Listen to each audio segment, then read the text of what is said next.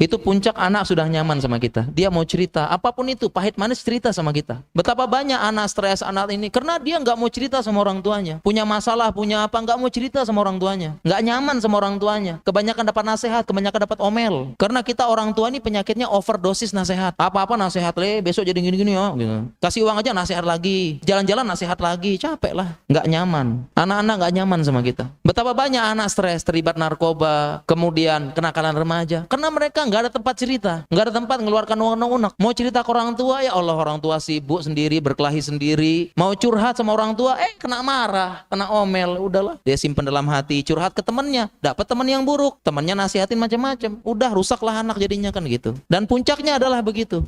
Puncaknya itu anak mau cerita sama kita, terbuka. Itu puncak, dia udah nyaman sama orang tua. Dan itulah yang benar. Anak perempuan saya cerita, dia jalan keluar, kemudian lihat cowok ganteng banget katanya. Cerita anak gadis, mau cerita sama saya, itu udah Pak. Kemudian dia goda-godain kita. Itu saya bersyukur dia mau cerita sama saya. Dan tekniknya jangan langsung diceramahin, haram, tundukkan pandangan, godul basor, bukan gitu. Kita ikutin dulu alur ceritanya gimana. Oh begitu ya, memangnya kenapa? Ya kita cari, ikutin dulu nasihatnya nanti. Biarkan dia cerita dulu, biarkan dia ini dulu. Begitu caranya sama anak-anak. Karena penyakit orang tua adalah overdosis nasihat.